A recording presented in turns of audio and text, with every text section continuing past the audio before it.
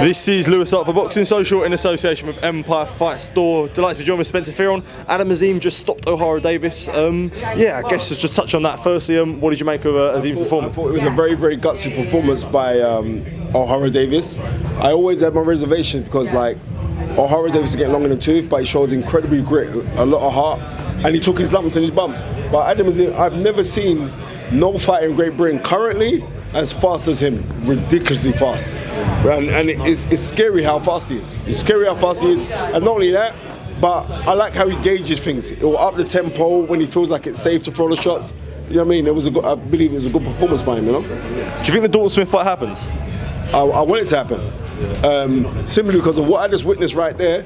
Don't get twisted, Dalton Smith is very, very good. I was saying to my guy Marlon Morris from the Legacy Foundation, make sure you buy your ticket for December the 7th, you know what I mean? And at Meridian Grand, you know how it goes. But I'm saying, I just got to keep this thing totally 100.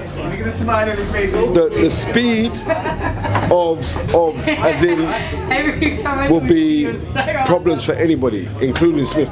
But Dalton is a very, very good fighter and a very well-timed fighter, and he's fresh. You know what I mean? Ohara Davies isn't fresh, right? So we got to give it as you give it. You say, my brother? Just touching on Anthony Yarde as well. Obviously, first time he went the distance, I think in like 6 years, I want to say. He maybe even more than that. But I guess, what did you make of the performance?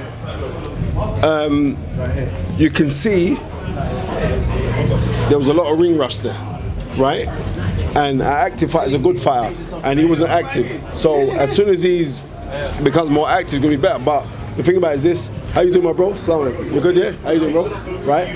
As soon as he steps up, as soon as they make it possible for that fight between him and Boatsi, hopefully that should be next. And it should be next because we've just seen a link up right now with Boxer and His Excellency Turki Al-Sheikh. So therefore, you know what I mean? Turki Al-Sheikh he's moving and shaking. So therefore, inshallah, God willing, that fight happens next. We need to see that fight. It's been long overdue, right? And now they can merge the two and we can see what happens. But you know what I mean? But I've got to big up Boxer because this was a very, very impressive show. Final one for myself, and something I did want to get your thoughts on. You did mention obviously Rad Season and Boxer, and obviously they're bringing people together, but it doesn't stop people arguing. Ben Shalom and Frank Warren had their back and forths throughout the week, and even this week as well. I guess, what do you make of the whole ordeal, from the pushing to the gloves to the suing to you name it? Listen to me, yeah? This is how it goes in this sport, right? Now, for you young people who want to listen, now in the 60s, 70s and early 80s, the cartel was Mike Barrett, Jarvis Astaire and Mickey Duff. They ran boxing, right? And there was this young, sprightly kid who came into boxing who was like, and they didn't want him inside boxing because he actually came from, Frank Warren was like the originator of white collar boxing, which was then unlicensed, right? But it was, and he had all gimmicks where guys would come in. It was mad what he used to put together, right? And they were kind of pushing, the cartel were kind of pushing my way.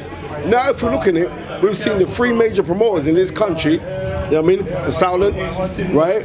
Eddie Hearn and Frank Warren all have negative things to say about Ben Shalom. He's a young man one thing I'll give him, he appreciates the sport. He's not widely experienced because he can't be. He's a young kid. You know what I mean? But what he's doing is putting on fantastic shows. This is a fantastic show, what we just witnessed. So I can't knock that. All I've got to say is this, like, when these guys are having their spats and all the rest of it, that's not my argument, yeah? But what I am saying is this. When they're into these arguments and these beefs and all the rest of it, that's not my headache. That's not my argument. All I want to see is the best guys fight the best, right? And right now, in Great Britain, the best fighting the best would be Anthony Yarde versus Joshua Boatsi.